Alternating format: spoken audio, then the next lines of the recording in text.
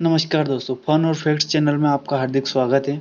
अनमोल दौलत प्रेरणादायक कहानी है, आइए सुनते हैं। एक राजा था जिसने अपने राज्य में क्रूरता से बहुत सी दौलत इकट्ठा करके आबादी से बाहर जंगल की एक सुनसान जगह पर बनाए तहखाने में सारे खजानों को खुफिया तौर पर छुपा दिया था।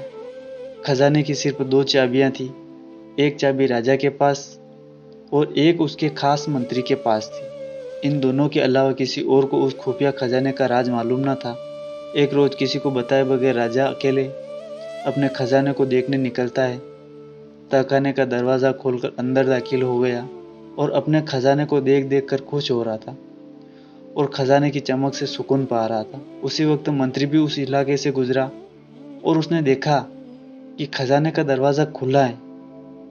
वो हैरान हो गया और ख्याल आया कि कहीं कल रात जब मैं खजाना देखने आया तब शायद खजाने का दरवाज़ा खुला रह गया होगा। उसने जल्दी जल्दी खजाने का दरवाज़ा बाहर से बंद कर दिया और वहाँ से चला गया।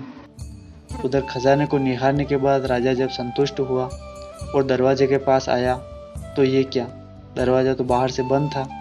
उसने ज़ोर ज़ोर से दरवाजे को पीटना शुरू किया, पर वहाँ उनकी आवाज़ सुनने वाला उस जंगल में कोई नहीं था। राजा चिल्लाता रहा, पर अफसोस वहाँ पर कोई नहीं आया। थक हार कर वो खजाने की ओर देखता रहा। अब राजा को भूख और पानी की प्यास लगने लगी थी। राजा पागलों सा हो गया था। वो रेंगता रेंगता हीरो के संदूक के पास गया और बोला, ए दुनिया के नायाब हीरे, मुझे एक गिलास पानी दे दे। फिर मोती सोने चांदी के पास गया और बोला, ए मोती सोना चांदी, मुझे एक वक्त का खाना दे दो। राजा को ऐसा लगा कि हीरे मोती उसे बोल रहे हैं कि तेरी सारी जिंदगी की कमाई तुझे एक गिलास पानी और एक समय का खाना नहीं दे सकती। राजा भूख से बेहोश होकर गिर गया।